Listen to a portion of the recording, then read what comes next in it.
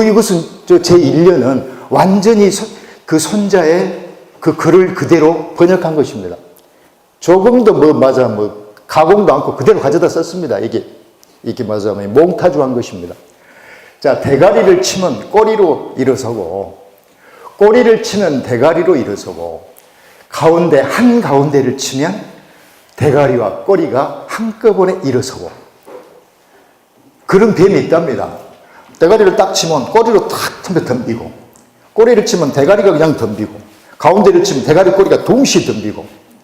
자, 이런 뱀이, 그러니까 쉽게 말하면 싸움을 최고로 잘하는 뱀이 상산이라는 뱀이랍니다. 자, 그런 뱀이 결국 어쩌냐, 이게 문제잖아요. 이 손자가 그렇게 손자병법에서 그렇게 말하죠.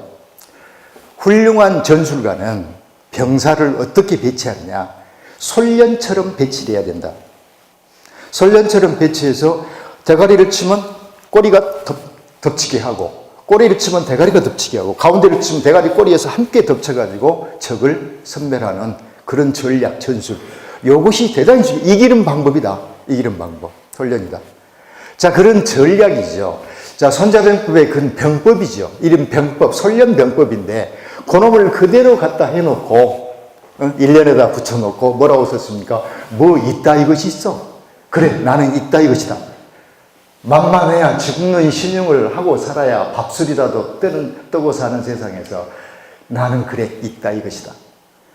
어째 말투, 그 김남주 선생하고 한 번, 두 번이라도 만나본 사람은 말투가 어쩌면 김남주하고 똑같다고 생각 안 드십니까? 평소 김남주 말투 이랬습니다. 뭐 있다 이거 있어. 욕도 허벌나게 잘합니다.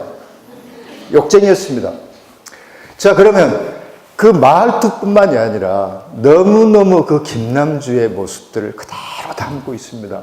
자, 그런데 이런 솔련이라는 이름으로 필명을 삼아서 감옥에서 쪽지 시를 밖으로 내보내고, 그것 가지고 시집들이 그냥 3권이나 묶일 정도가 됐죠.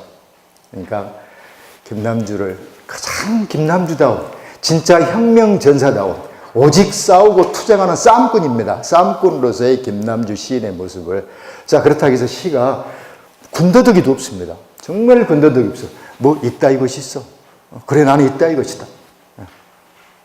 김남주 시인을 가장 잘 보여준 시가 아닌가, 그런 생각을 해봅니다.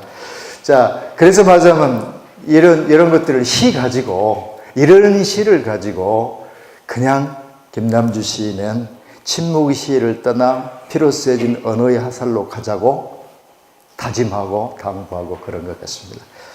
자, 그렇다면 김남주 이런 사람의 시가 결국은 어떤 인식론적인 어떤 토대를 가지고 있고, 또 그런 것들이 어떤 아름다움이라고 하는 걸 만들어내는지 그걸 한번 보도록 하겠습니다.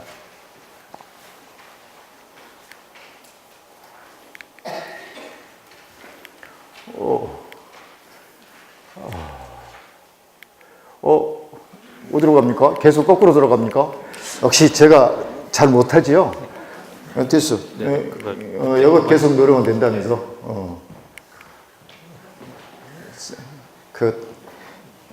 제가 정말 저는 촌스러운 사람이어가지고, 이걸 잘 안 씁니다. 왜 그러냐면 저는 그냥 어디 가면 입만 가지고 합니다. 그래야 제일 편합니다. 왜 그러냐면 문명의 이기를 제대로 못 누리고 사는 저도 농투상의 아들이라서 그런 것 같습니다. 자, 김남주 시의 인식론적 소재가 뭐냐? 아까 말한 대로 마르크스의 자본론 얘기를 했습니다. 마르크스의 자본론이 가지고 있는 본질적인 마르크스 사상의 본질이 뭐겠습니까? 이것은 유물변증법이고, 하나의 기둥이 유물변증법이고, 또 하나의 기둥은 뭐냐면 실천입니다. 실천 논리입니다. 그러니까 유물변증법이라는 건 유물론이라는 건 너무나 잘 아시지 않습니까? 의식이 존재를 결정한 것이 아니라 존재가 의식을 결정한다는 걸 말합니다. 그 말은 뭐 말이냐면, 어떤 이데아로서 어떤 의식이 먼저 있고, 그런 다음에 어떤 존재자가 만들어진 게 아니라 존재자들이 있음으로써 의식이 만들어진다는 것입니다. 어떤 의식? 노동자라고 하는 의식이 있어서 노동자들이 있는 게 아니라는 것입니다. 노동자들이 있음으로써 노동의식이라는 게 만들어진다는 것입니다. 물론 그러니까 우리 몸이 중요하다는 것입니다. 이 투쟁하는 몸, 이 몸을 사유하는 것입니다. 몸이 없이 어떻게 영혼만 정신만 가지고 뭐가 되냐 안 된다라고 하는 것입니다. 자, 그래서 말하자면 그 다음에가 뭐가냐면 두 번째 기둥이 실천 논리인데요. 지금까지 철학자들이 해온 일은 뭐라냔 말이에요. 세상이나 인간이 뭐고 사회가 뭐고 그 사회 속에 존재인 인간이 뭐냐라고 하는 걸 해명하는 데 그쳤다. 앞으로 철학은 해명하는 게 그친 게 아니라 뭐다? 인간의 삶의 조건을 변혁하거나 바꾸는데 개혁하는데 노력하는 것이 중요하다. 실천하지 않으면 죽은 지식이다. 실천이 필요하다. 이런 논리가 막시즘의 두 기둥에 해당합니다.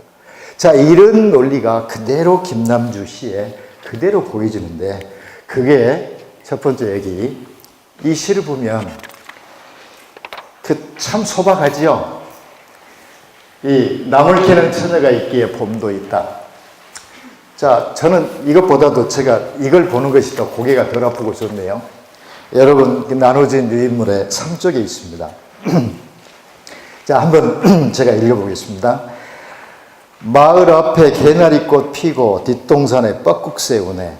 하나 무엇하라 꽃 피고 새만 울면 사내들의 나물 캐는 처녀가 없으면 시냇가에 아지랑이 피고 보리밭에 종달새 오네. 하나 무엇하랴 사내들의 쟁기질 낯질하는 총각이 없다면 노동이 있기에 자연에 가는 인간은 노동이 있기에 꽃 피고 새가 오는 봄도 있다네. 사내들의 나물 캐는 처녀가 있기에 사내들의 쟁기질하는 총각이 있기에 삶도 있고 들도 있고 꽃 피고 새가 오는 봄도 있다네. 이런 것들을 시에서 뭐라고 말합니까? 시의 철저하게 말하자면 시를 일컬어서 사이비 진술이라고 말하죠. 철저하게 주관적 인식이지요. 이거 처녀가 있든 총각이 있든 없든 새는 있을 것이고 꽃도 있을 것입니다.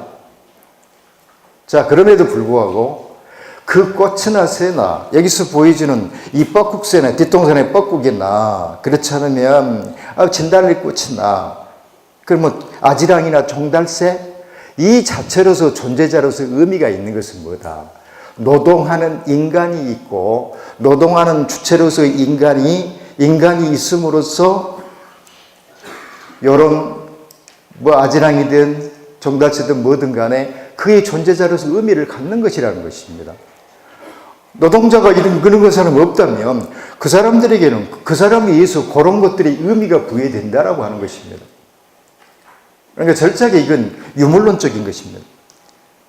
그리고 말하자면 노동이 이게 자연에 가하는 인간은 노동.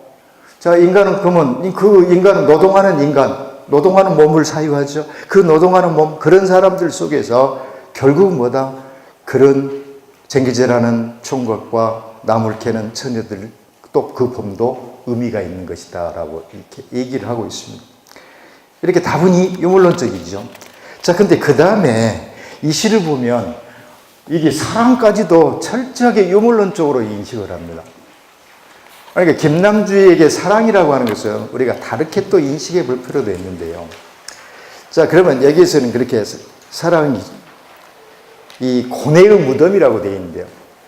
우리 그래도 어린 학생들이 왔는데 이건 완전히 에로티즘이시요.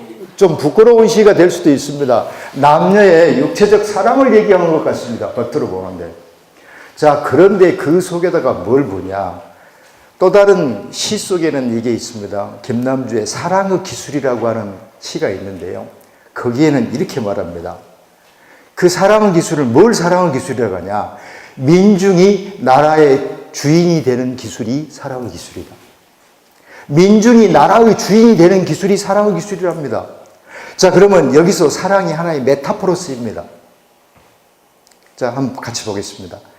나는 그린다 여인의 얼굴을 허공의 담배 연기 속에 그 까만 눈을 고뇌의 무덤 그 하얀 유방과 달빛에 젖은 골짜기 그 축축한 허벅지를 눈을 감고 그린다 허공의 담배 연기 속에. 우리 젊었을 때 담배 피면 뻘풍 부여갖고 동그라미 그리고 거기다 그랬죠? 동그라미 그랬습니다. 지금은 담배를 많이 안 피니까 그렇습니다. 옛날에는 어쩌면 그렇게 담배를 많이 피웠던가 모르겠습니다. 자, 담배 피면서 담배 연기 이렇게 동그랗게 해놓고 그 속에다가 여인의 얼굴도 그리고 여인의 허벅지도 그리고 이런 지금 상상하고 있는 것입니다. 그리고 있습니다. 부채살처럼 펼쳐지는 여인의 몸, 밤의 잠자리에